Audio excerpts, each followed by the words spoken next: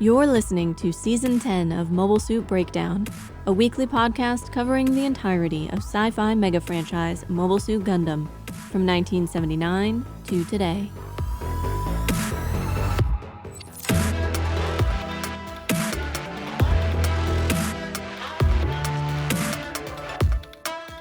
This is episode 10.7, Strange Tactics, and we are your hosts. I'm Tom, and just like Uso, I am a precious resource that you cannot do without. And I'm Mina, new to Victory Gundam, and starting to wonder if we will ever see another League Militaire Mobile Suit, or if Uso is going to have to fight all of Zanskar by himself. Mobile Suit Breakdown is made possible by 735 paying subscribers. Thank you all, and special thanks to our newest patrons: Vicarious Shaner, Mr. Charlie, Mike S., Joshua S., and Lorne K. You keep MSB Genki. This week, Victory Episode 7, Guillotine no Oto, or The Sound of the Guillotine.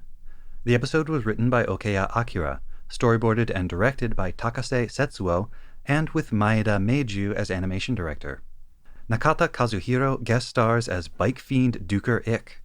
Besides prominent roles in Outlaw Star, Irresponsible Captain Tyler, and a recurring role in the Dot Hack franchise, he also played the eponymous main character in notorious 1986 OVA, MD Geist. But now, the recap.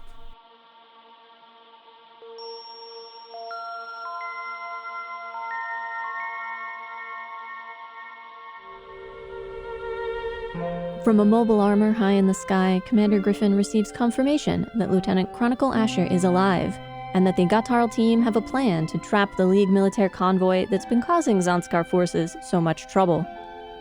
At the convoy, Uso announces that he is going back to Casarelia.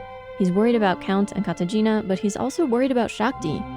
Romero tries to convince Uso to stay, blurting out that the truth serum Vespa uses on prisoners can cause brain damage. But Marbet reassures Uso that it's okay to leave. He takes a Wappa and sets off right away. Claiming that they are going to scout the area, Odello, Warren, and Susie take the larger Wappa and follow him. Casarelia seems like a nice place to ride out the war. Farther along, Shakti has stopped to wash Karman's diapers in a stream when a group of bright red motorcycle tanks come roaring up, driving circles around her and kicking up dust. Their commanding officer, Duker Ik, comes out of his Gatarl, curious what a young girl is doing out in the wilderness alone, with a baby and a high-grade robot.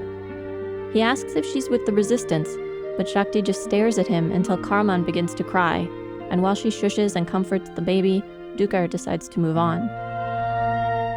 As they chase after Uso, Odello and company spot an unfamiliar enemy craft overhead. In a hurry to warn their friend, they take a shortcut over a cliff and land almost on top of Uso. He rushes to stabilize their Wappa, which is tipping violently as it falls to the ground. The Gatarl team will reach them at any moment. They need to hide the bazooka that Odello brought along. Covered with everyone else's coats, Warren lays down next to the bazooka and feigns illness. When Duker reaches them, he's convinced by the story that they're going to find a doctor for Warren and lets them go. All of the kids realize they need to warn the League militaire convoy, but they can't outpace Duker and his team. Driving at the bottom of a deep, rocky canyon, the massive camion struggle to evade the speedy and rugged Gatarl.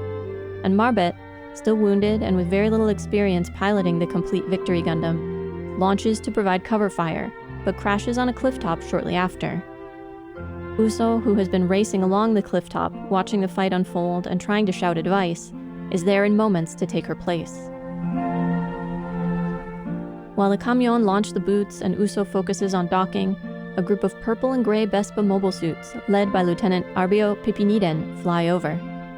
The lieutenant needs to report to Commander Griffin right away, but he suggests that the Kisarolia team under his command go support Duker.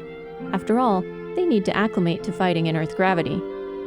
On the ground, Uso has defeated 3 of the 6 Gatarl, and with the final docking complete, forms the Victory Gundam, the appearance of a white mobile suit striking terror into Duker's remaining troops.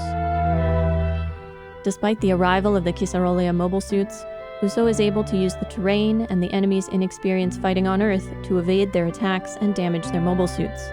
He's desperate not to kill any more people, and deliberately avoids targeting the mobile suit cockpits or engines. They retreat, and Uso, relieved, does not chase them. After reporting the intel he'd gathered about the Ligue Militaire, Chronicle returns to his quarters, where he receives a visit from Lieutenant Pipiniden. They were senpai and kohai at the academy, and remain on friendly terms. It seems that Captain Tassilo Wago, newly arrived in Earth orbit, disapproves of Commander Griffin's methods, and has sent Pipiniden to make demands. Katejina, still a prisoner but now serving as a maid for Chronicle, listens intently while serving tea. Meanwhile, Count Oinyung is being tortured. His eyelids are taped open, bright light shines in his face, and his mouth is held open by some awful metal contraption. Still, he hasn't told Commander Griffin anything useful. "You'll have to use the truth serum on me," he rasps, but Farah wants to break him. Looking right at her, he says, "Just send me to the guillotine. You will only strengthen the unity and resolve of the resistance." For her part, Commander Griffin is confident in the guillotine's efficacy. She credits it with Zanskar's ability to build a new nation so quickly. Uso returns to the camion and is greeted with a dressing down for not pursuing and destroying the enemy. He argues that he's just a kid, not an expert, and that the soldiers he's fighting aren't the elites whose decisions led to the war, but the adults are implacable. If he doesn't kill the enemy, they'll just come back. "Real war isn't like one of your video games," one of the engineers shouts, and it's the last straw. Uso's expression hardens, and he announces he's going back to Casarelia. Before he can leave, there's a shout from the cab of one of the camion. Vespa Yellow Jackets are broadcasting live on every channel. Marbet tells Uso to watch with the rest of the Ligue Militaire members, but sends Shakti, Warren, and Susie away. Crowded around the cab's small screen, the members of the convoy watch. A scaffold and guillotine have been erected in Largane's Margaret Square, a massive crowd held back by armed soldiers. Commander Griffin appears, addressing this broadcast to the entire resistance movement of Europe, and then two masked executioners place Count Oinyung in the guillotine and drop the blade.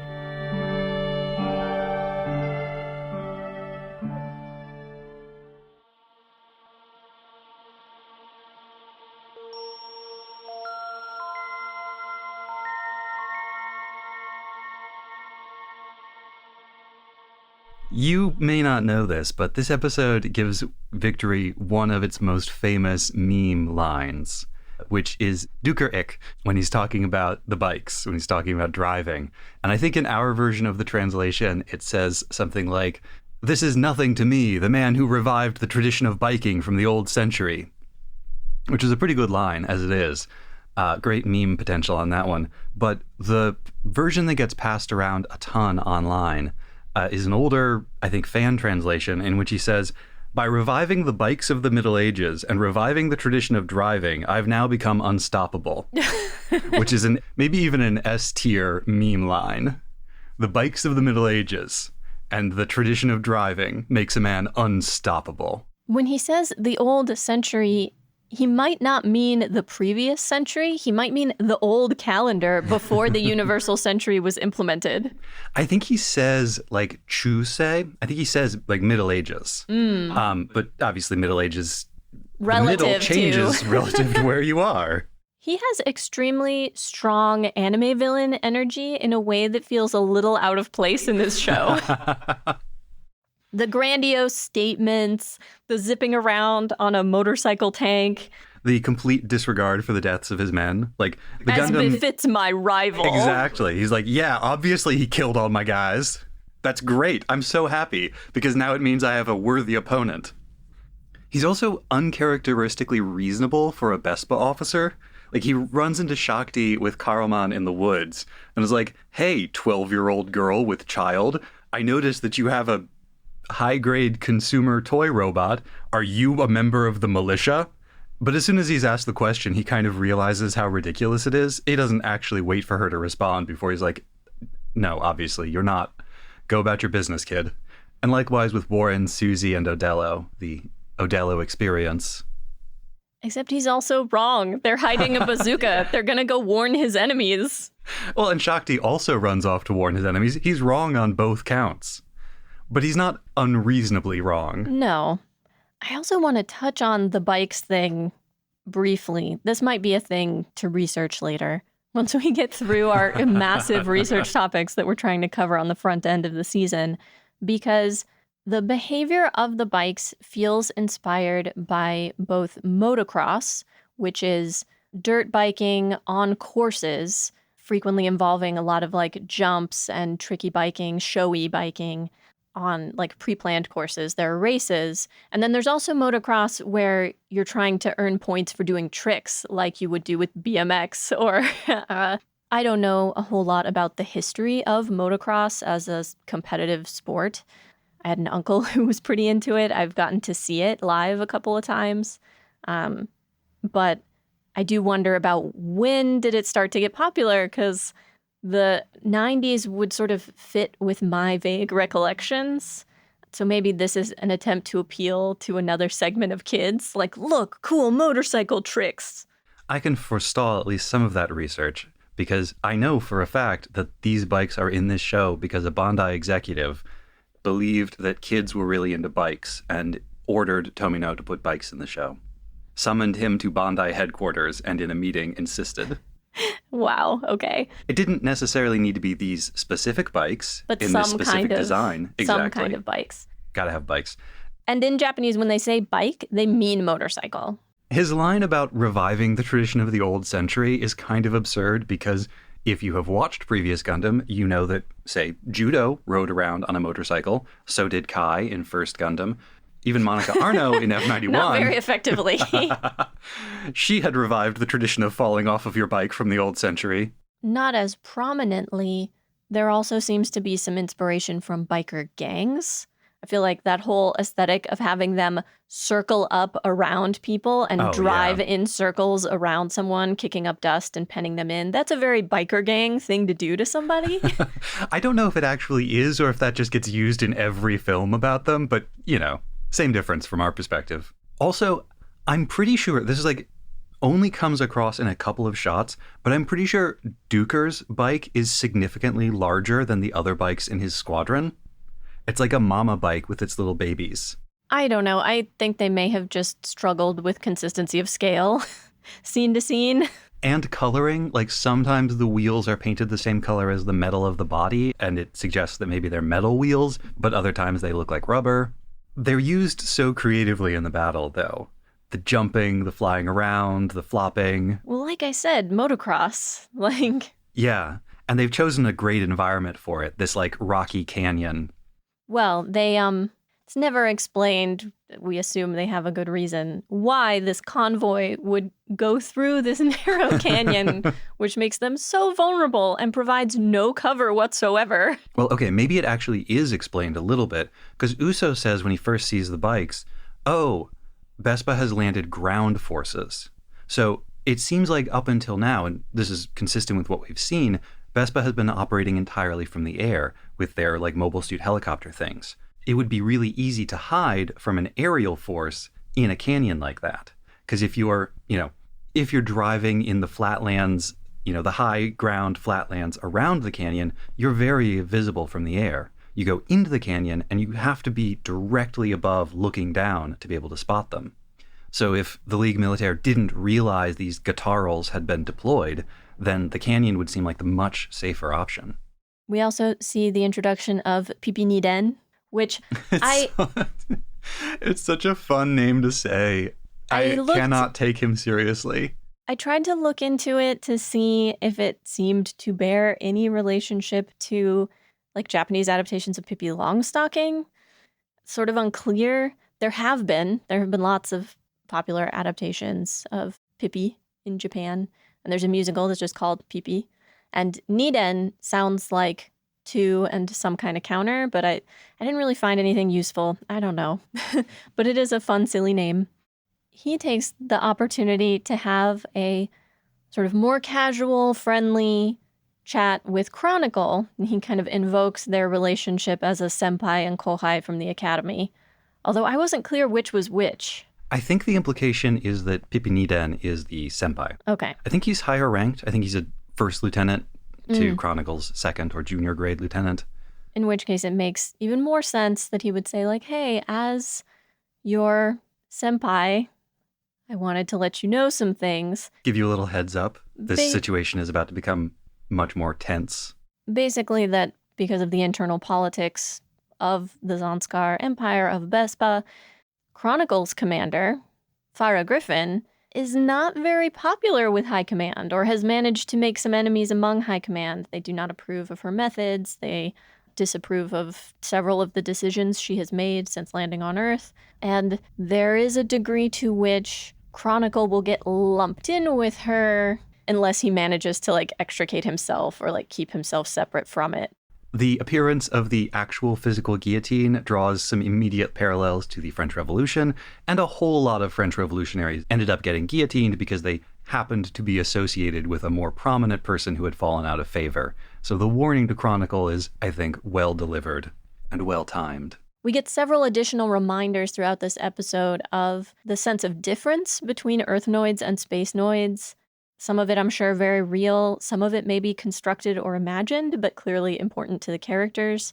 He makes mention with some of his troops of oh yeah, go get used to fighting in Earth gravity. That is a thing you should do because you're not used to it. And Uso later is they're not used to fighting in Earth gravity yet. I can take advantage of their naivete. And Earth terrain. Related to that inexperience with Earth terrain and Earth gravity, multiple people within Bespa describe Uso's tactics as strange. The white mobile suit with the strange tactics. But I can't help but wonder, are they actually strange or merely strange to Spacenoids? Are they different from Earth tactics generally, or do the Spacenoids just not understand or learn about planetary tactics? I mean, we haven't really seen any other mobile suits fighting on Earth in this era, but I do think probably Uso's flying torso attack, and in this episode, his all legs combat posture, I would call those strange tactics under any circumstances. We know he doesn't have any training or really experience, and so it's not entirely unexpected that the way he fights would seem very different. Excuse you, no training, no experience. Uso is a gamer. Okay, Uso has been playing video games, which have made him into a lethal combatant. You're getting ahead of yourself. We're going to come back to that. Feels like a speedrunning strat. You don't have to combine with the hanger. You can just fight from boots mode. Anyway, I'm sorry. It's fine. And then, apparently completely ignoring Farah Griffin's advice, Chronicle decides that Katajina's gonna be his maid or something. Yeah, his adjutant. She's listening to everything, dude. Do you think for a moment she's not going to try and gather as much information as she can? It's a very strange choice to make with a prisoner. Oh, because he seems to be falling for her. You think so? In that scene where Farah Griffin warns him about Katajina, there's a whole sequence where it's just close-ups of Chronicle's eyes and Katajina's eyes, and he's looking off, then he looks at her, then she, without actually looking at him, notices out of the corner of her eye that he's looking, and then she shifts her gaze to look away from him, and then he looks away from her. This is eye flirtation. They're really paying attention to each other in a way that implies things. And he did defend her from Trump, and she did speak up for him. There's clearly something between them. I feel a destined connection, a red string of fate. Falling for sounds overly dramatic. He is accepting the narrative inevitability of their connection. But anyway, the fact that Pipi Niden asks her to make some Earth tea. I loved that line. I truly cannot imagine that the tea is any different, really, from tea that they grow and drink in space. No, the Earth tea has a whole different terroir. Terroir? How do you... I think you were closest the first time, but I hate that word. No, the Earth tea has all the subtle flavors from the natural soil. Right, but he didn't reference any of the specific places we associate with tea growing, which is how we would do this on Earth. He just said, Earth tea. This whole sequence could be very ominous. very concerning for Chronicle specifically. Because, back in First Gundam, also, I think in the 7th episode of the series, a different Academy senpai descended to Earth to visit a different young prince. Pum, pum, pum. And that did not end particularly well for the young prince. The final things I wanted to note about Zanskar and Vespa, and the degree to which those actually reflect the organization and government as a whole versus Farah's personal way of doing things, now we're not so sure. But the torture sequence and the public execution. Torture sequence, very Clockwork Orange. With the eyes taped open. The bright light shining into the face. They've given him a bridle. The fact that for Commander Griffin, it is more important to break the Count than it is to get information from him. She could use Truth Serum on him, he even says, just use it, I'm not going to tell you anything. But she wants to have broken him. And it's very brief, but they each say things that provide these kind of two counter positions, and we'll see how that plays out throughout the show. He says that killing him will just like fire up the resistance, will unite people actually. It'll solidify their desire to oppose the invasion. And Farah's response to this is, no, I've actually been guillotining people for a long time, and I know from experience that it just breaks people's will. The guillotine is how Zanskar has managed to build a powerful nation in space in a very short period of time. That it facilitated the very quick regime change that they managed.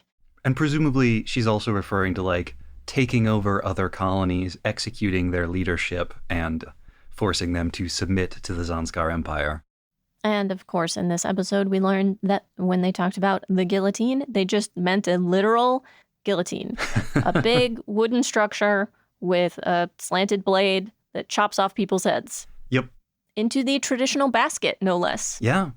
And they do this in a public square. There are soldiers arrayed around the scaffold to keep the crowd away, but it is very crowded. There are a lot of people there. And we know they've been doing this for some time. They've killed quite a few people in this square in Largain. Because way back in like episode 2, when we first met Odello, we learned that Odello and his little band were fleeing from Largain because of the terror there. And that Susie, there's a great detail in this episode, when the execution starts and the broadcast starts and everybody goes to watch it, Warren takes Susie away. They like walk far away. And Marbet is like, yeah, you two should get going, get as far away as you can, because Susie is still horribly traumatized by all of this. And like everybody else feels like they need to see it, but they want to shelter her at least a little bit. In a lot of ways, this scene is the culmination of kind of the main conflict of the episode, I think, which, and this seems to be a core theme of the show, is kind of the collision of people's principles versus practical realities. There's the League Militaire, and it's mostly older guys, right? But there are a few younger adults, still firmly adults involved. Ness and Khufu and Marbet. And we witness a transition in Marbet's attitude toward Uso throughout this episode that is really highlighted by this last scene. She begins the episode telling off Romero because Romero is basically like guilting Uso into staying, or trying to guilt Uso into staying by dropping information about the kinds of horrible things that Vespa does to prisoners. She tells him, we have a complete mobile suit now. You must be worried about Shakti. Like, it's okay for you to go. By the end of the episode, she is standing arrayed with the old guys. We'll get into the specifics of all of those arguments. But you mentioned she told Warren and Susie to get far away. She tells Shakti to get far away. She tells Uso, you should watch this. Mm-hmm. In effect, Uso is no longer one of the children to her because he's too useful as a pilot and soldier. I don't know that it's entirely his utility, which is a factor, but I think it's that he came back. Uso is dealing with sort of 3 dilemmas. The dilemma of what is his duty, the dilemma of how to preserve his goodness. This is almost a binary. This is almost that sense of like practicality versus principle. But then there's a third point of it, which is that he's also wrestling with the fact that he can't actually do everything. Even if he commits to joining the League Militaire full-time and protecting everybody, he still couldn't save the Count. He's running up against the limits of his abilities. But it's his decision to come back and to essentially give up on the return to Casarelia and to commit to helping that makes Marbet think like, okay, he's one of us now. I'm not entirely sure that I agree, mostly because it doesn't feel as though anybody articulates that to him. Nobody says, if you keep getting in this mobile suit, we are going to treat you like a soldier from now on. And if you don't want to be a soldier, stop getting in the mobile suit. I think they kind of do when he says, when they're challenging him about like letting the Bespa soldiers get away, and he says, I'm not some kind of expert. I think it's Romero says, yeah, you are actually. There's also basically an inversion of Marbet and Uso's relationship from the earlier episodes. For several episodes, we had Marbet flying around trying to give Uso combat advice. No, do this, do that. Try this technique. You need to move more. You need to do whatever. Now it's the opposite. Now he has so much more experience using the Victory Gundam than she does that he's the one trying to tell her, deploy this thing, try this technique, do this different. I do feel like in a big way it comes back to his usefulness. But they knew how useful he was even at the beginning, and they still let him go. Well, they can't make him fight. They can pressure him, they can guilt him, they can try to give him reasons, but they can't actually make him do it. Uso feels a much stronger sense of duty. We kind of have three camps here. We have Uso, we have Shakti, and then we have Odello, Warren, and Suzy. Odello and co. For all that Shakti does not want to be involved, just wants to go home and live quietly, the minute the Gatarl team leaves, she thinks, I have to warn them. She does feel a sense of responsibility towards these people and a desire to help others when she can, and even is willing to put herself in danger to do so. Uso feels torn between his responsibility to Shakti and his responsibility toward the League Militaire, and especially his desire to protect Katagina. Odello seems to want revenge, but feels responsible toward Warren and Suzy. I don't think he feels a broader sense of responsibility in the same way the other kids do. They're kind of free agents. Hence, them talking about, oh, Casarelia seemed kind of nice, huh? And like it would be a pretty cool place to be, and Suzy could be safe. And they take a big wappa that maybe the League Militaire needed and lie about where they're going in order to join Uso. And then they come back to warn, just as they always did, but they've also mentioned before, like, how long should we stick with this convoy? How long should we stay with the League Militaire, and should we move on our own? Every time I see Odello, I get this vision of like a hungry wolf. He has his pack, he has his group, and he's responsible for taking care of them and finding for them the best situation in this very bad world. And yeah, I think at this point, at least, they are still constantly negotiating that. They are still constantly thinking, where do we get our next meal? Where do we find a roof over our heads? How do we avoid getting killed? More so than any of the principles of resistance. But Odello, as both the oldest and the one most interested in vengeance, I think, he also watches the execution alongside Uso. He is really old enough that he's not one of the kids anymore. He just has his group, and they're a fair piece younger. But other than the pressure that is brought to bear on Uso, seemingly much stronger and more directly than before, they've definitely put some pressure on him previously, but it felt more subtle or more natural. This feels more calculated. I wouldn't say calculated. I think this is like Romero losing his temper. Nobody restrains him because they all basically agree with what he's saying, even if they think he's being kind of a jerk about it. I think part of what this scene is doing is to emphasize the gap in the League Militaire community caused by the loss of the Count. I don't think the Count would have allowed this to happen. He might have confronted Uso in a different way, but his stabilizing influence on the group is gone. And not for nothing, he also represents a missing generation. Romero is so much older, and Marbet is what, in her 20s? Probably. And Romero is probably in his 70s or 80s. He looks very old. I want to say the Count is officially supposed to be 70. The Count is 70? Still bears the question, where are the 30, 40, 50-year-olds? Like, anyone of an age to be Uso's parent is entirely absent. And that feels telling in a way, even though it hasn't been articulated or explained. Mm-hmm. And feels like a possible source of the instability. I'm imagining the old guy team, the old guy crew, as like a polycule. And all of them were dating the Count, but not all of them were dating each other. Oh, dear. So removing him, like, destabilizes the whole system, and they're working out their relationships to each other in real time. Uso has been horrified by the death that he has seen so far, caused by him and just happening in his presence. It's been awful. He is now sort of clinging to self-defense.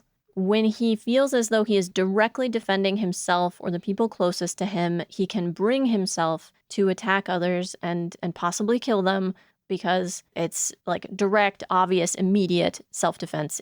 Which is why he yells, "Don't make me kill you. Don't make me become a murderer." Right, and all that stuff about if you would just leave, if you would just go away. And he is not wrong that most of the soldiers he's fighting and killing did not get to choose what their government decided to do. But this is the same principle versus idealism argument that you've been pointing out the whole time. Exactly. I was going to get around to it. Oh, you were? You Yeah. were? Well, I beat you there. I get to be the one who says that you're just as dead if you get killed by a grunt who doesn't really want to be there as if you get killed by a true believer. And similarly, they're an army. They're not random civilians. If they come to attack you now, they're going to come back and attack you again. And they'll come back with better tactics, having learned from this battle with you. And every mobile suit you destroy, you're denying them resources that they need to continue this invasion. And not only are they an army, they are an elite expeditionary force. I mean, like, in general, Uso's position that random low-ranking soldiers in the army are probably not responsible for their nation's foreign policy, but there are plenty of examples of armies that basically operate independent of government oversight and direct themselves in invasion and pillage and murder. You know, a classic example from the Japanese context is the Kwantung Army, which was responsible unto itself for much of the aggression in Manchuria. Do I think a lot of this should have been conveyed to Uso more gently? Yeah. In maybe some form of edutainment computer game? It's the only way a child like him will learn. ... But ultimately, whether they say it in a nice voice or they yell it at him, the meaning is the same. That they are fighting an army, and that carries with it much different considerations, different tactics, different strategy than personal one-on-one combat would. He thinks he's doing the right thing, but he's actually putting himself and the people he's trying to protect in more danger. That is the angle I would take. I mean, like I said, the meaning is the same one way or another. I just wish they were gentler with him.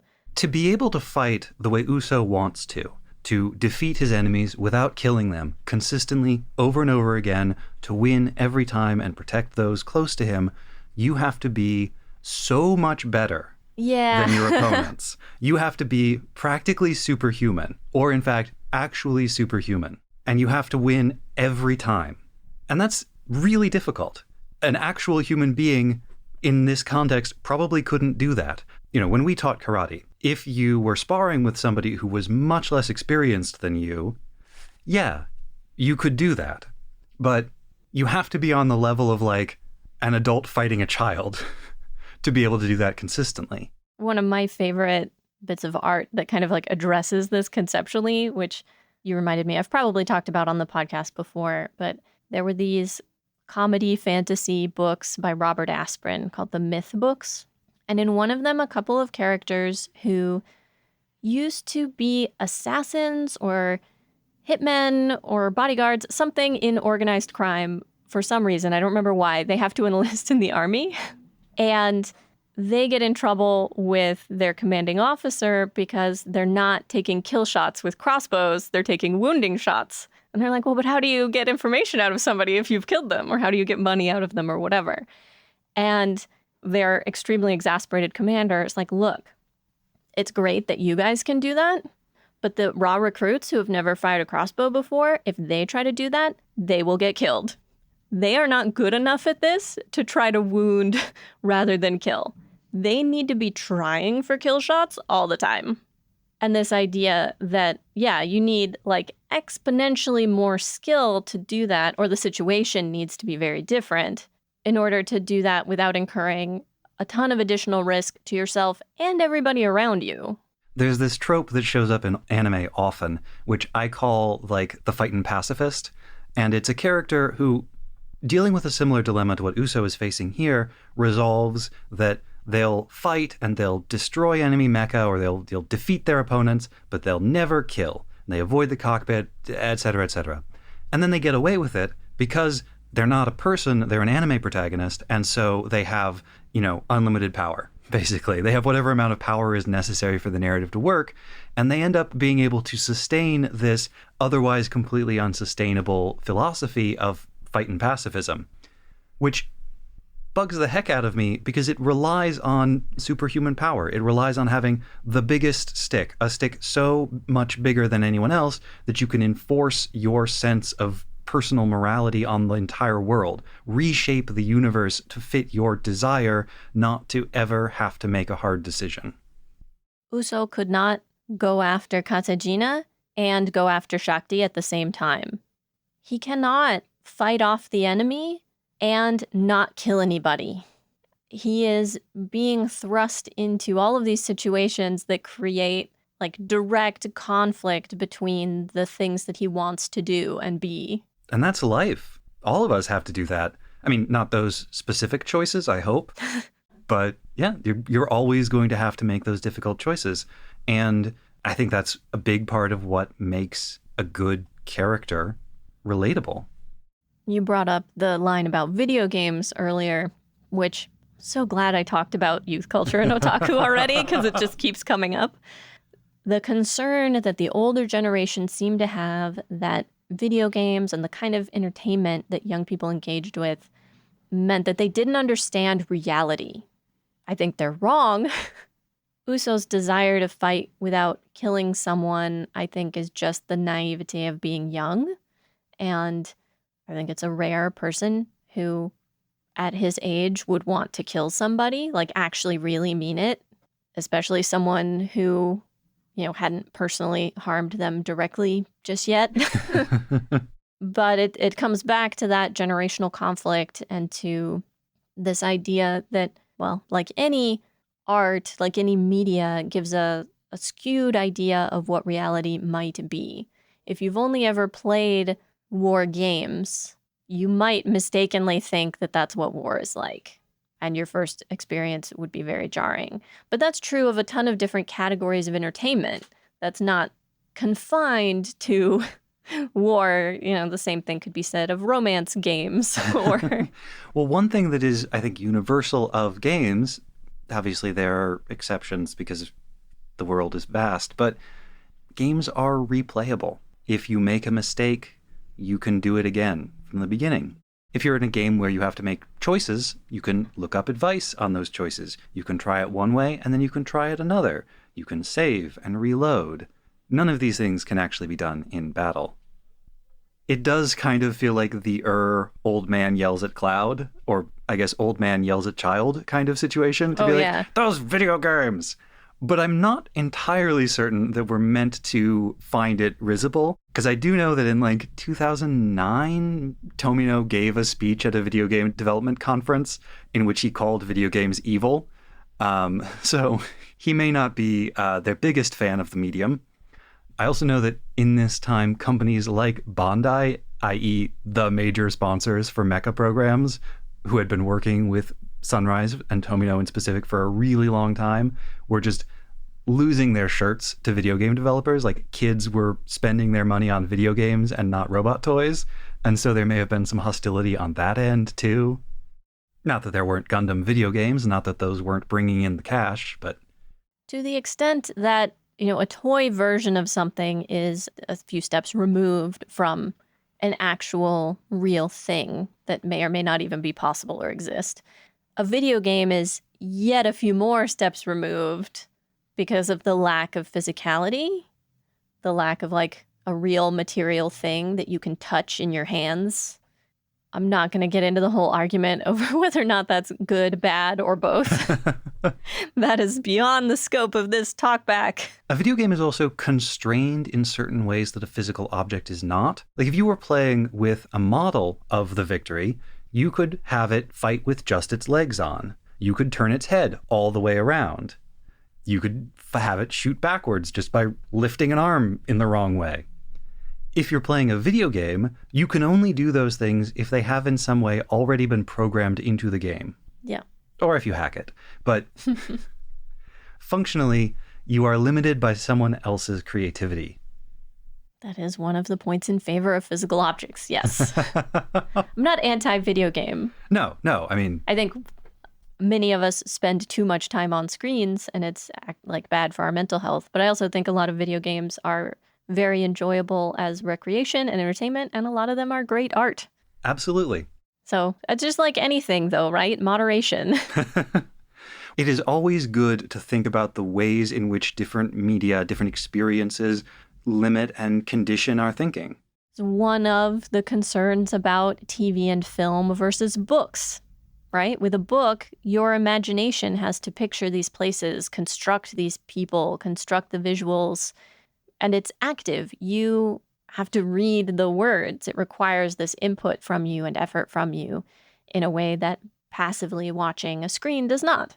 Also, God, We're having the conversation now. Oops. I feel like I'm expressing so many criticisms of video games, but like, this is coming from the place of someone who really loves video games we're both... and has ever since the moment I first saw like math blasters on an Apple II. Right. We have both played video games almost our entire lives. We both really enjoy games of all different kinds. Play video games basically every day. Like, yeah, this is coming from... We're gamers, derogatory. Exactly. But there is a thing I have noticed in storytelling in mass media over the past decade or 2 decades, and it's the video gamization of plot lines.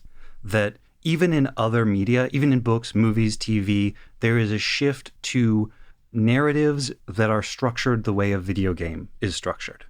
And do you think video game structure differs from like pre-video game story structure?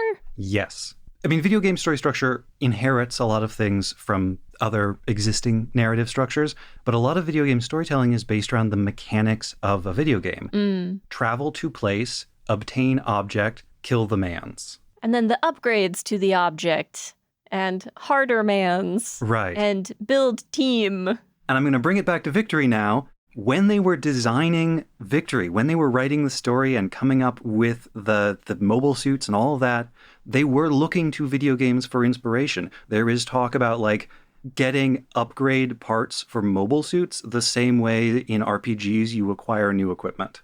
We haven't really seen that yet, but that's discussed by the designers when they're talking about these mobile suits. And it's almost addressed internal to the story structure as well, because there's that moment where Uso is upset that they have sent out the boots because that's going to make him more deadly. It's going to make it more likely that he kills someone.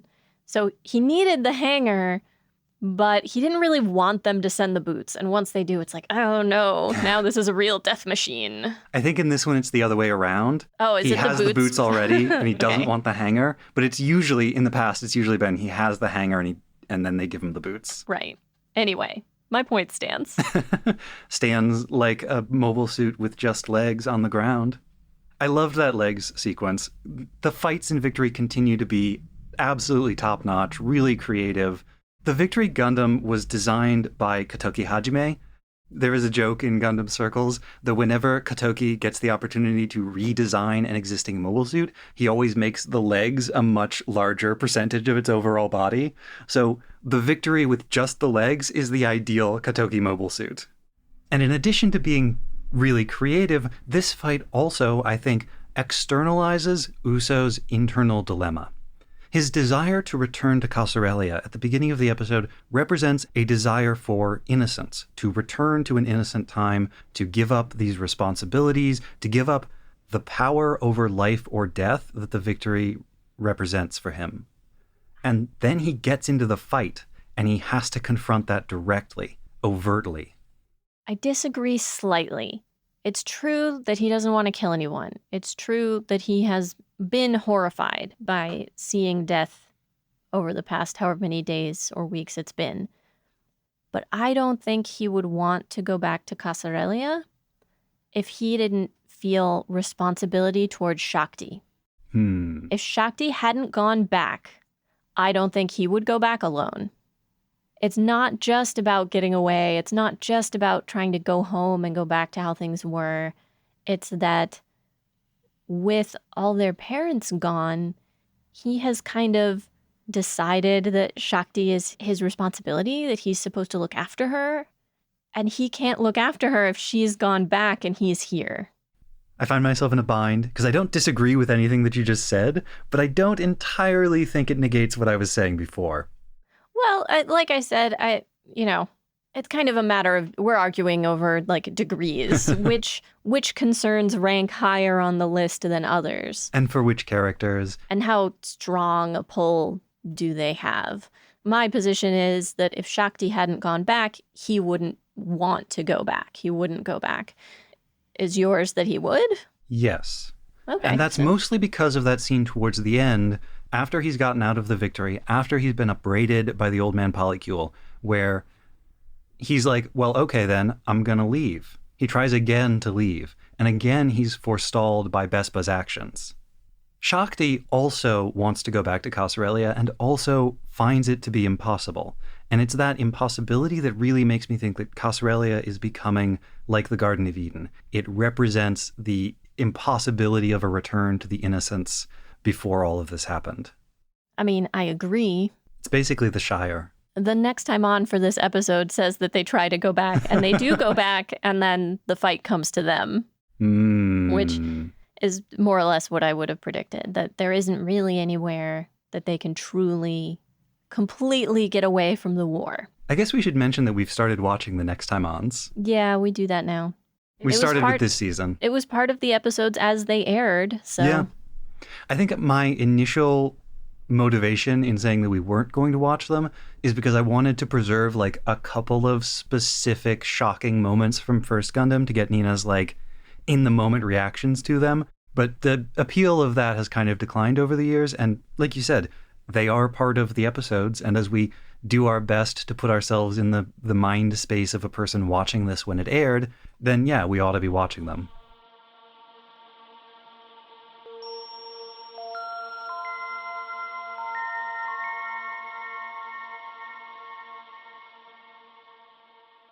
And now part 2 of Tom's research on the Japanese ad industry in the early 90s. Last week on MSB, we began our dive into the role played by the advertising agency Dentsu in shaping Victory Gundam and deciding its fate as a work by talking generally about the role of the advertising industry in Japanese commerce, how agencies first emerged as brokers for newspaper advertising space during the Meiji period, and how they evolved over the course of the 20th century to become full-service shops, offering expertise in everything from TV commercial production to market research, while retaining their traditional role as the brokers of both space and time in the mass media. As brokers, the ad agency's own short-term business interests were often at odds with those of their clients, advertisers and media both. And yet, their success, indeed their very survival, depended more on the strength of the interpersonal bonds they cultivated with those same clients than on their actual skill in the creation of advertisements. In his book, A Japanese Advertising Agency, anthropologist Brian Moran emphasizes this interpersonal element. Quote, "Account executives soon learn that they are not required to be specialists in the field of their clients' operations, nor are they expected to carry out the kind of strategic planning that typifies the work of account executives in European and American agencies. Rather, since what matters is process rather than results per se, these salesmen learn that they should be seen to be trying hard. Provided that account executives do exhibit this kind of what the Japanese like to call ishokenmei attitude, a client will accept their account team's work even though it may not have been as effective as it might have wished. If, on the other hand, an account team's advertising ideas are successful, but the account executive in charge is not seen to be sufficiently diligent in his attention, the client may terminate the account. Moran notes that the term used for this kind of human chemistry work in the industry is newaza, which literally means sleeping skills, but which I recognize from judo as the term for when the fight goes to the mats and you have to wrestle for a submission hold, and which the dictionary informs me is also a euphemism for underhanded dealing. At least according to the ad agency employees Moran spoke with, these so-called newaza skills accounted for about 2/3 of an agency's ability to attract and retain clients, their skills as advertisers accounting for the remaining third. This kind of human chemistry was especially important because, at least when Moran was doing his research, most business in the advertising industry was conducted without any kind of contract, a point of pride for many participants.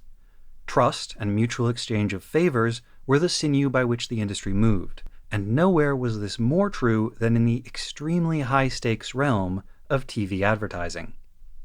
At the time, at least, TV was the most important medium in Japanese advertising. TV ads represented around 30% of the nation's ad market, 7 times more than radio, 4.5 times more than magazines, and almost double that of their closest rival, newspapers. And while different agencies might be stronger in one medium or another, all of the top agencies derived at least 30% of their total revenue from TV ads. In 1990, almost every household in Japan had at least one color TV set, and on average, each household watched around 7 hours of TV per week, with an average of 3 people watching at any given time. There were 5 commercial networks, and each broadcast at least 22 hours per day, with 2 or more of those hours devoted to commercials. The standard 30-minute program was actually 29 minutes, plus 1 minute of so-called spot advertising between programs. Of the 29 minutes, 3 were reserved for what is called time advertising. We'll come back to those terms later. This left 26 minutes for the program itself, which is why TV anime is almost always 26 minutes long. The commercials that ran in those ad blocks ranged from 15 to 30 seconds, generally trending toward shorter rather than longer as costs ballooned. In the early days of TV, the ads were longer, even as long as 3 minutes. But by the 1990s, producing commercials and buying ad time on TV had become prohibitively expensive. Making one 30-second commercial in 1990 could cost as much as 120 million yen, something like $800,000 at the time, and nearly $2 million if adjusted for inflation. And that's not counting the cost of putting the thing on TV. Even so, in those latter years of the booming bubble economy, ad agencies created about 10,000 new TV commercials a year. Dentsu alone was responsible for as many as 2,000 in 1990. But how did those ads actually get onto TV? When commercial TV first started up, actually, in a neat little coincidence, the very first ads to run on TV in the United States and Japan, more than a decade apart, were both for watchmakers. Bulova in the US and Seiko in Japan, and the Seiko commercial was created for the company by none other than Dentsu. That first Seiko commercial has been lost. The original film was unfortunately destroyed in 1963, but a different Seiko commercial, which ran later the same day, did survive. And Seiko calls this one the first TV ad in Japanese history because it's good publicity for the company. Anyway, when commercial TV started up, advertising agencies would themselves come up with ideas for television programs. They would persuade networks to buy them, recruit sponsors to fund them, and then hire studios to produce them. This meant that it was the ad agencies, on behalf of the sponsors, who really controlled the content of any TV show. Not completely. The TV stations had some influence as the buyer and the ultimate broadcaster, but the balance of power rested with the agencies and the sponsors. TV sponsorship was relatively cheap at the time, so shows typically only had one sponsor, and that sponsor could exercise a significant amount of influence over the show's content. One consequence of this, in the US, was frequent and frequently ludicrous meddling by those sponsors. Moran notes a few specifics. Chevrolet sponsored the Western Gunsmoke, and so the characters were never supposed to say that they were going to ford a river. Ford wanted the Chrysler building painted out of backdrops of the New York skyline, and Chrysler asked a game show contestant named Ford to change his name. I think my favorite of these, though, is the light bulb manufacturer Westinghouse, who insisted on changing the title of an adaptation of Rudyard Kipling's The Light That Failed, because we would not want our light bulbs to be associated with failing lights, would we? American TV stations were not thrilled with this system, and throughout the 1950s they gradually worked to weaken the grip of the ad agencies on program development. They were helped in this by a major scandal that broke in the late 50s, when it came out that many of the most popular TV game shows were completely rigged. This scandal seriously damaged the credibility of the ad agencies responsible, and it was big enough to attract congressional notice, even legislation. The TV networks pled ignorance. They canceled most of their game shows and took advantage of the opportunity to assert greater control over their schedules, working directly with production companies to develop their own lineups. In 1962, the network ABC started the practice of holding what is called an upfront, a round of presentations to advertisers where the network announces its upcoming schedule and shows off the lineup of programs to convince advertisers to buy ad slots for particular shows in advance. Any leftover ad slots get sold piecemeal closer to airtime in what's called the scatter market. But things developed quite differently in Japan. The TV stations there never managed to squeeze out the ad agencies, and in 1990, those agencies remained directly involved in and indispensable to program development. I don't want to oversell the agency's power. They were not the secret puppet masters of all TV media. Program decisions were ultimately still made by the TV stations. Creative decisions were mainly made by the studios making the shows.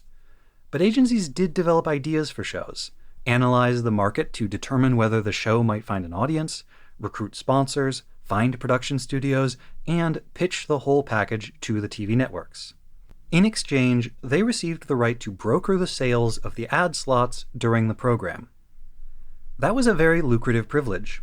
We've already noted how expensive TV ad spots were. For agencies paid on commission, securing a spot on a TV schedule was a bit like a prospector hitting a rich vein of gold. On top of that, they might also secure for themselves the merchandising rights to the new show.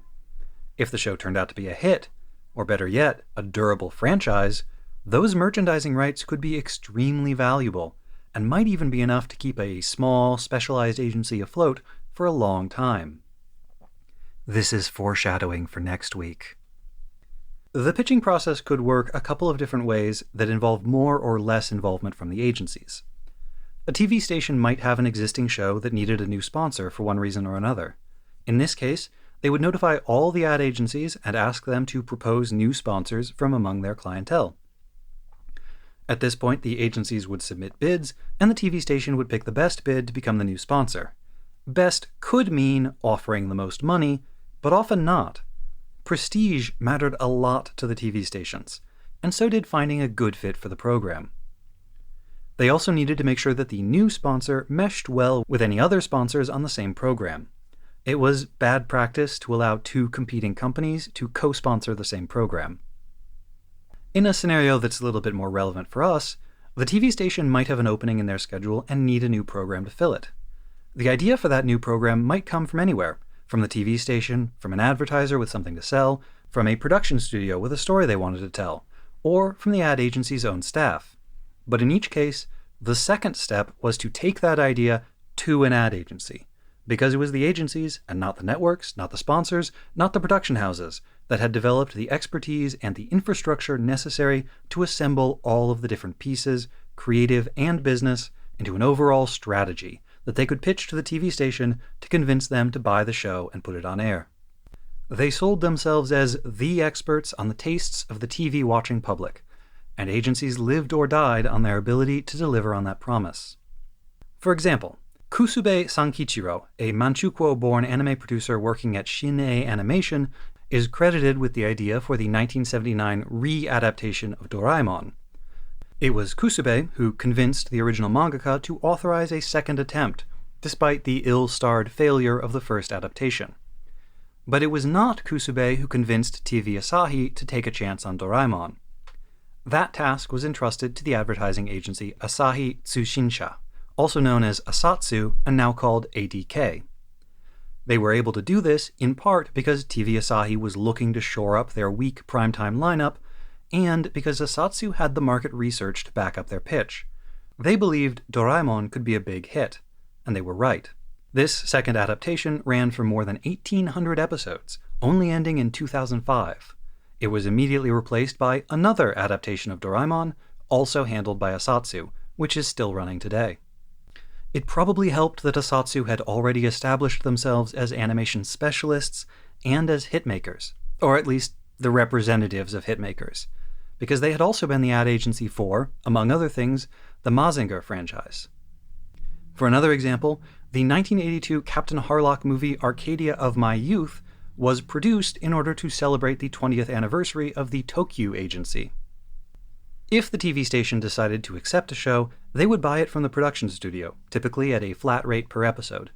This fee might be less than the actual cost to make the episode. In fact, I understand that to be the rule rather than the exception. The additional funding necessary to make up the difference had to come from other sources, usually the sponsors, who got, in exchange, a license to sell branded merchandise. This practice goes all the way back to 1963 and Tezuka Osamu's momentous decision to undercut his competitors by selling episodes of Astro Boy for less than half of what they cost to produce, making up the difference in royalties. We often talk about the role of toy manufacturers like Clover or Bandai, who have enjoyed a long, visible, and well-documented symbiotic relationship with the studios who make the mecha anime that we love. But there have always been other sponsors just as eager to capitalize on the popularity of a hit show to move merchandise. Back in Season 1, Nina talked about how music label King Records more or less created the market for anime soundtrack albums off the back of First Gundam's popularity. Then there's confectioner Morinaga, who used to sweeten their milk coffee caramel candies by packaging them together with mini gunpla. But the main thing that sponsors got for their contributions was the right to buy advertising slots during the 3 minutes per half hour allotted to time advertising. This was a big deal. In 1990, getting your commercial on TV and in front of people's eyeballs was not a simple matter of showing up at the TV station with a reel of film and a fistful of cash. Moran describes a seller's market in which there were many more companies looking to sponsor shows than there were opportunities to do so. He likened the ad agency media buyers bidding on these rare spots to gamblers playing roulette at Monte Carlo. With only 5 commercial networks in the country, there simply weren't very many new shows being put on each year, and sponsors were loath to abandon a successful program. One thing that Moran did not directly address in his book is the question of what constitutes a new program. That might seem like a simple question to answer. One show ends and another one replaces it. The second one is a new program. But when you start to look closely, the distinction gets a little fuzzy. From the outside, Double Zeta looks like a new program. But from the business side, it was a continuation of its predecessor. The same sponsors, the same production studio, the same ad agency, and it aired in the same time slot on the same network. In fact, if you look at that particular time slot, Saturdays at 5:30 p.m. on Nagoya Television, a time slot so storied that it has its own Wikipedia page, you will notice that it was monopolized by shows from the tripartite coalition of Sotsu, Clover, and Sunrise from 1977 until 1983. This arrangement, in which Sotsu bought time on Clover's behalf and filled it with whatever giant robot anime Sunrise was making that year, was not disturbed until Clover's bankruptcy during the middle of Aura Battler Dunbine, which created one of those rare opportunities for a new sponsor to jump into an already running and at least moderately successful program. Bandai inserted itself into the void left by their former rival, and the new second triumvirate of Sotsu, Bandai, Sunrise monopolized the spot for a further 5 years until 1988, when Bandai decided to pull their sponsorship after the conclusion of Metal Armor Dragonar.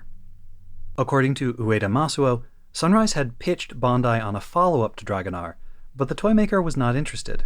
This put Sunrise in something of a desperate situation. The studio considered that Nagoya Television spot to be crucial, the more so because they did not at the time have any time slots on any of the premier Tokyo-based TV stations. I'll talk more about what that means, the importance of the so-called key stations in Tokyo, and how Nagoya Television fit into that scheme next week. When Bandai balked at whatever Sunrise had planned to follow Dragonar, the studio began desperately looking around for other sponsors, but they'd run out of time. The TV slot fell vacant. At this point, the TV station did something kind of extraordinary. They put on an emergency filler show for 3 months, giving Sunrise time to assemble a new sponsor and advertising agency coalition. Ueda credits this to the long relationship of trust that Sunrise and Nagoya Television enjoyed. Those 3 months allowed Sunrise's top brass to reach out to some old business associates at toy company Takara, who they had known as far back as the 1960s, before the original Sunrise crew broke away from Mushi Productions to form their own studio. Either because they liked the show, or because they trusted Sunrise, or just because they wanted to steal a march on Bandai, Takara agreed to take over as the main sponsor for the time slot. The new show would be a collaboration between Takara as main sponsor, Sunrise as production studio, and Tokyu as ad agency. That show turned out to be the wildly popular and enduringly influential Legendary Armor Samurai Troopers, which I used to watch on TV before school under its English name, Ronin Warriors. I don't know whether Sotsu was involved in this pitching process. Presumably, they wanted to keep that valuable Nagoya Television spot just as bad as Sunrise did, but perhaps Takara preferred to work with a different agency. Perhaps Sotsu was simply too closely associated with Bandai. I've yet to find any examples of Takara and Sotsu collaborating on anything. But either way, they lost the spot they had monopolized since 1977. Moran describes the struggle to replace a departing sponsor from the agency's perspective. Quote, "The main problem is when and how information about a program falling vacant is released. After all, the agency handling a sponsor who decided to drop out of a program is privy to information that neither rival agencies nor the network itself knows. It can, therefore, make a kind of preemptive strike by finding a substitute sponsor before informing the key station concerned of its present client's intention to stop supporting a program. Those in the business used to say that this was a ploy typically used by Dentsu, which had a long list of prestigious clients from which to choose and persuade a station to accept. Lesser agencies were not usually in a position to make such demands." It strikes me that Sotsu may well have been extremely lucky that Clover went bankrupt during, rather than after, the airing of Aura Battler Dunbine. With the show still in production, there was a strong interest in maintaining as much continuity as possible, and little time to ask other agencies to put in bids. Bandai was ready and willing to work with Sotsu, and by the time the show ended, there was no particular reason to upset that new business arrangement. The new Tokyu Takara Sunrise partnership proved durable. They produced a second show, Jushin Liger, in 1989, before striking gold with Brave Ex-Kaiser in 1990, kicking off the Brave series. They pumped out a new Brave show every year until the 1998 finale of King of Brave's Gaogai Gar. Low ratings and poor toy sales brought about the end of the Tokyu Takara partnership and that Saturday evening anime time slot. Nagoya Television replaced it with a Sunday morning spot that would be dominated by Tokyu until 2007, and then by Asatsu until 2016. Although the ad agencies remained consistent during those periods, there was a rotating cast of studios and main sponsors, which really tells you something about the influence of the ad agencies. If you view it as a series of individual works, that Nagoya Television Saturday evening time slot hosted something like 21 different programs over the course of 2 decades. But if you view it as a sponsorship deal for a specific time slot, it's really only 3 programs: Sotsu Clover, Sotsu Bandai, and Tokyu Takara. Funding for new projects became increasingly scarce in the post-bubble economy of the mid-90s. Sponsors had less money to throw around, and they were less willing to take big risks on new projects. This was especially true for anime and other kids' shows. Japan's changing demographics meant that there were fewer and fewer young people buying merch, and the increasing popularity of video games undermined those traditional toy manufacturers whose largesse had funded so many shows in the 70s and 80s. This would ultimately lead to the production committee system, but that is a story for another season. For all of the parties involved in one of these deals, there was a complicated negotiation of conflicting interests. The TV networks wanted to pick shows that would attract viewers because better ratings moved the network up in the rankings and allowed them to charge more for their ad time.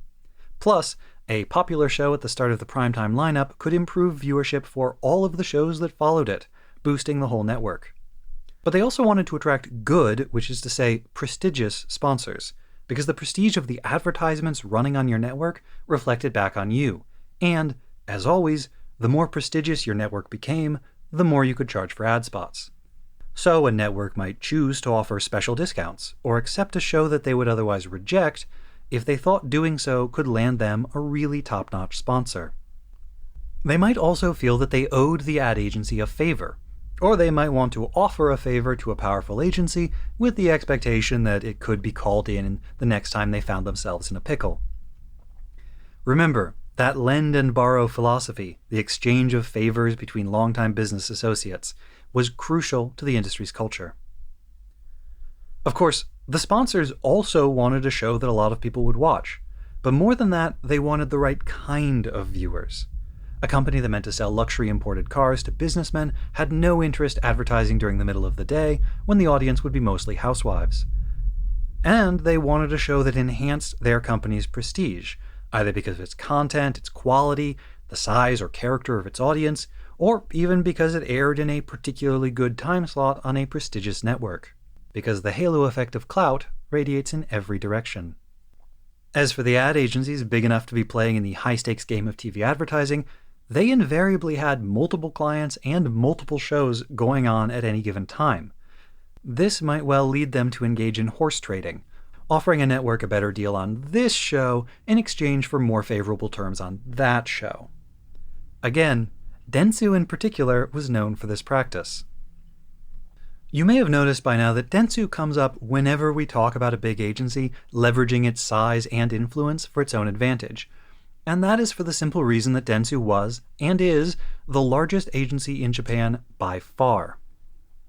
In 1989, Dentsu's billings, the amount of advertising spending that passed through the agency, and also the standard that is used to compare agencies within the industry, were more than double those of its next closest competitor, Hakuhodo. The third-place agency, Tokyu, had total billings less than 15% of Dentsu's. In fact, Dentsu's billings for that year exceeded those of the next 5 biggest agencies combined. And yet I have never once had occasion to mention Dentsu in connection with anime on TV. According to Uedo Masuo's tweets, the agency had never worked on a TV anime before, and I have not seen anything to contradict him. They're involved now, they're involved up to their eyeballs, but it all started with Victory Gundam. That's all for now. Next week we'll pick up the story of Dentsu, TV Asahi, and the campaign to get Victory Gundam on TV. Plus, what actually constituted a hit TV show in the early 90s? Whatever happened to Sotsu? And as a bonus, how could it be an advertising agency's fault that there are so many SD Gundam video games?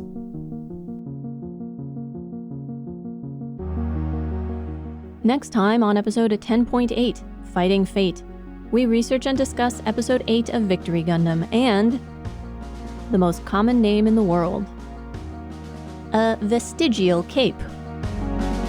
Flanders is a good guard dog. Turnabout is fair play. The cryptic language of Uso's hat. Glomp. See, when we protect the natural environment, it protects us. The sickening name of Gundam. Ooh, cool axe. Do I have a thing for Gundam's tall, dark women and blonde nerds with glasses? And Katajina is willing to abandon her firm anti-war stance in exchange for a S09G Tomliot. Please listen to it. Mobile Suit Breakdown is written, recorded, and produced by us, Tom and Nina, in scenic New York City, within the ancestral and unceded land of the Lenape people, and made possible by listeners like you.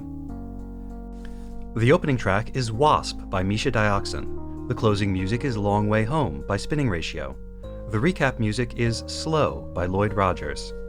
You can find links to the sources for our research, the music used in the episode, additional information about the Lenape people, and more in the show notes on our website, gundampodcast.com. If you'd like to get in touch with us, you can email hosts@gundampodcast.com or look for links to our social media accounts on our website. And if you would like to support the show, please share us with your friends, leave a nice review wherever you listen to podcasts, or support us financially at gundampodcast.com/Patreon. You can find links and more ways to help out at gundampodcast.com/support. Thank you for listening. The Gundam fandom has been corrupted by wrong opinions, and the only way to purify ourselves is by exposing them to the light of day. Like Fancy Wookie, who says that Gundam has a proud tradition of celebrating dangerous women and their crimes, and Madame la Guillotine is no exception.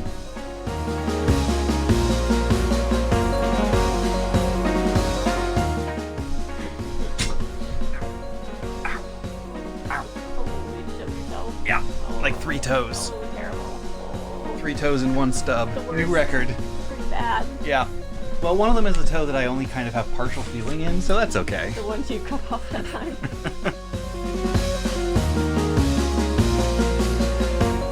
Which is too much fun to say. Gao Gai Gar.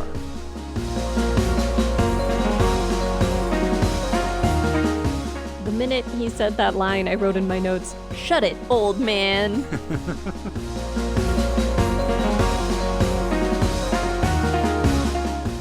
Someone is going to start watching Victory because they're going to be like, there's an old man polycule. What? They're going to be so disappointed and it's all your fault. They won't be disappointed because there is an old man polycule and it's right there.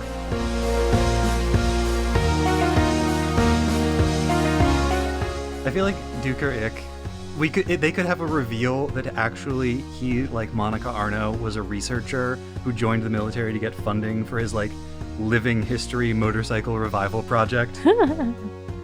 Oh man, one of his 2 wingmen, the woman with a dark skin and teal hair, has such great energy as a character. Just like, oh man, I want you to stick around a while, but who knows? We might never see her again.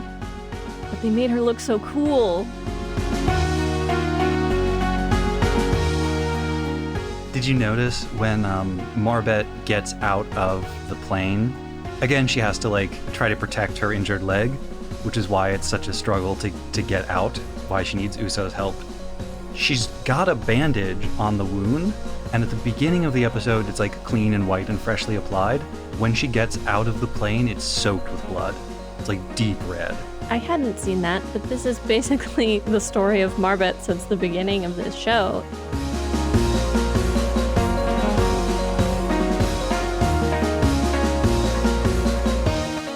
So I just remembered one thing that you brought up before we started that we haven't talked about yet, which is the diegetic commitment to talking about the legacy of Gundam. I feel like we're going to have another opportunity to talk about that later. Okay. And as you pointed out, we have been going a long time. Okay, then I think we should wrap it up. All right. We didn't mention the foreshadowing, but maybe we can talk about that next week. I actually didn't notice the foreshadowing very much, so...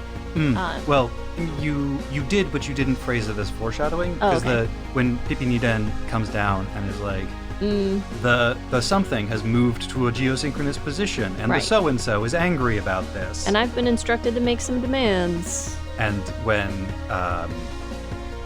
Farah Griffin is like, tell me everything you know about Jin Jahanam, and when Romero is like, don't you understand that they're just using Maria Armonia's name to justify their action? Yeah, that was interesting. Whole lot of name drops for characters who are presumably going to be important later. Mm-hmm. Anyway, I'm gonna stop it. Cool.